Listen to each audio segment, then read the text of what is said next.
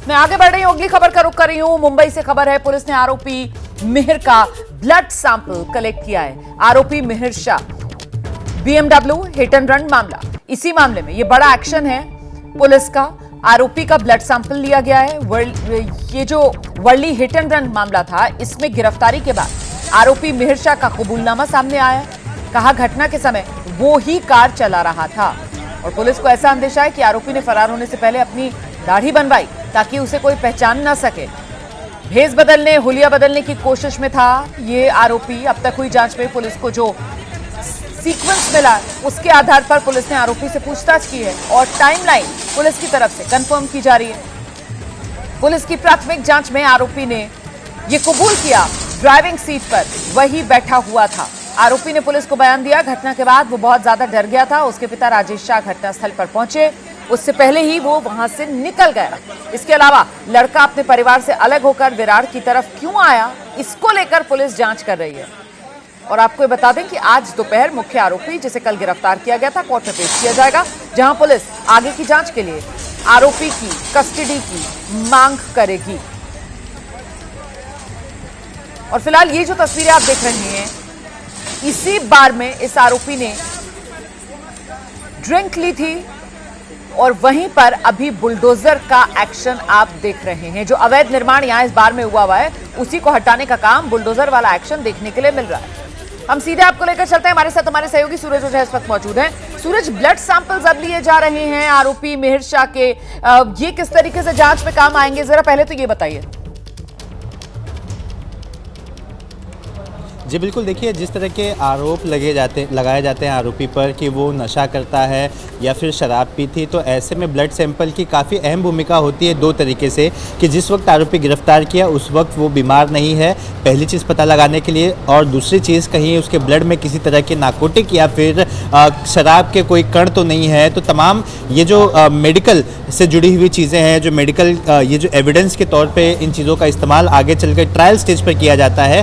बहरहाल इस पूरे मामले में मुंबई पुलिस का ये कहना है कि जिस वक्त ये इंसिडेंट हुआ और जब वो बाहर से निकला, उसके बीच का जो टाइम लाइन है वो करीबन 4 घंटे से ज़्यादा का समय का है। तो ऐसे में अगर जिस तरह का उसके फ्रेंड्स स्टेटमेंट दे रहे हैं, 2 स्टेटमेंट दे रहे हैं कि उसने सिर्फ 1 पैक पिया था, तो अगर वो उसने मान लेते हैं कि अगर उसने 1 पैक पिया भी होगा तो 4 घंटे में वो नशा उतर जाता। लेकिन जो स्टैंडर्ड ऑपरेटिंग प्रोसीजर है उसके हिसाब से पुलिस ने उसका ब्लड टेस्ट लिया है। लेकिन इस पूरे मामले में सबसे बड़ी खबर ये है कि आरोपी ने अपना कबूलनामा दिया है। आरोपी ने ये बात मानी है कि जिस वक्त ये घटना हुई, जिस वक्त BMW गाड़ी ने उस 2 व्हीलर को ठोकर मारी, उस वक्त वो ड्राइविंग सीट पर था।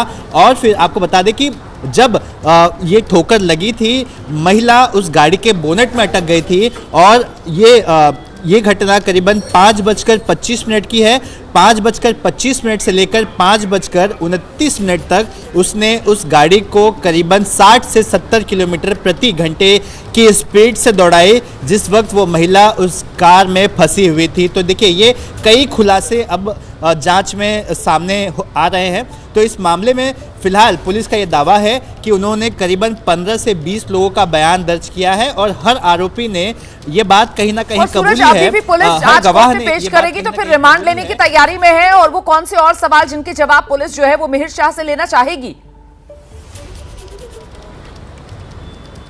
देखिए, इस मामले में कई और खुलासे होना बाकी है, जैसे कि जब ये घटना हुई उस वक्त वो किन किन लोगों के संपर्क में था छुपने के लिए, और कहां कहां वो भागा, किस किस लोगों ने उसकी मदद की, और जिन लोगों ने उसकी मदद की क्या उन्हें इस बात की जानकारी थी कि लड़के ने यानी मिहिर शाह ने क्या गलती की है, और गलती की है तो गलती पर पर्दा डालने की कोशिश किन किन लोगों ने की। तो तमाम महत्वपूर्ण चीजें हैं जो जांच का हिस्सा है। और इस बीच ये जो बुलडोजर वाला एक्शन हम मुंबई में देख रहे हैं, ये वही बार है ना जहां पर मिहिर शाह ने बताया जाता है कि शराब ली थी, ड्रिंक किया था, और अब यहां पर ये बुलडोजर वाला एक्शन।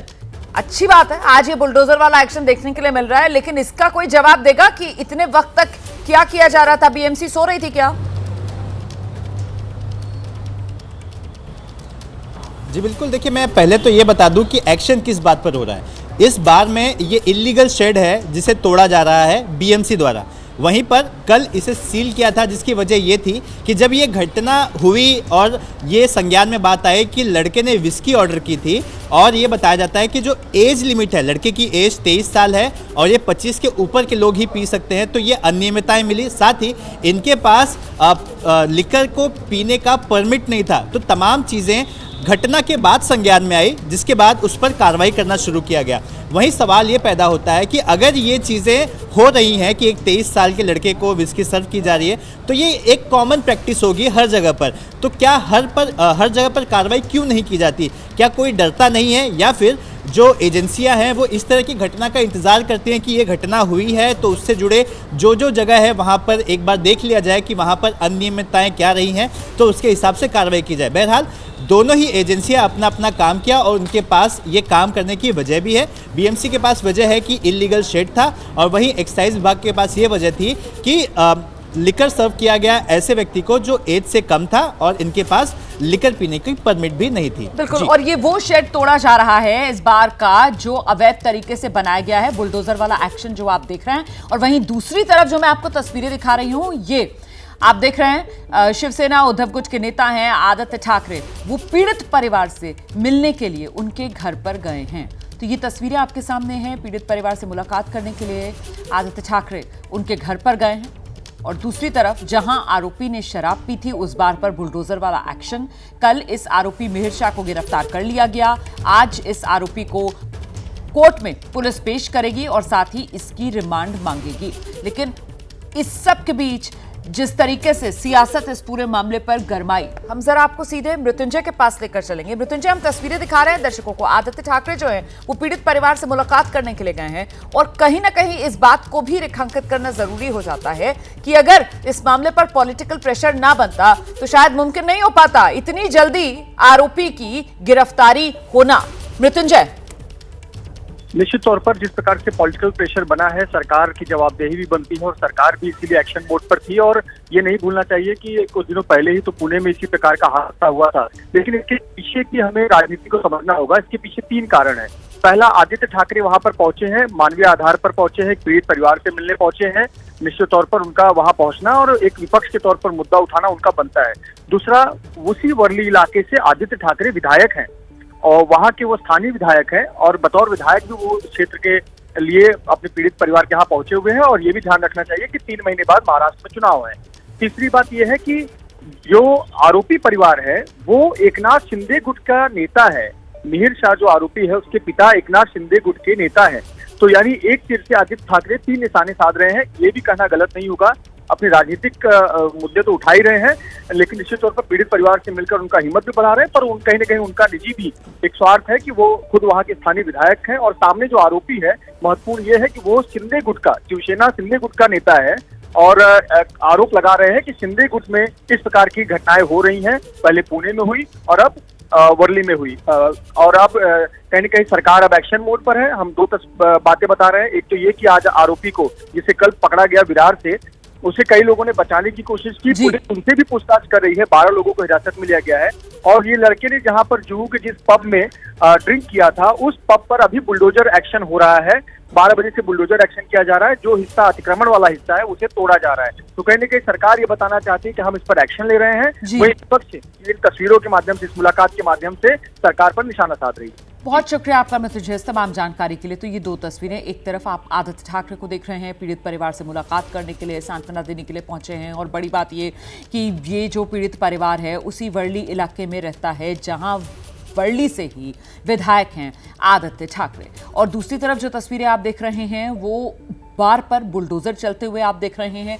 इसी बार में शराब पी थी आरोपी मिहिर शाह ने। और ये जो बार में आगे की तरफ शेड लगाया गया है, दरअसल ये अवैध तरीके से लगाया गया है और इसी पर फिलहाल ये बुलडोजर वाला एक्शन।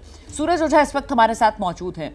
सूरज, कहीं ना कहीं अब प्रशासन की तरफ से इस एक्शन के जरिए जो राजनीति गरमाई है उसको ठंडा करने की कोशिश की जा रही है इन तमाम कदमों से कि एक तरफ हम देखते हैं कि आरोपी गिरफ्तार भी हो जाता है, आज उसको कोर्ट में पेश भी कर दिया जाएगा। वहीं दूसरी तरफ जो बार का इलीगल बना हुआ हिस्सा है उस पर यह बुलडोजर वाला एक्शन देखने के लिए मिल रहा है। सूरज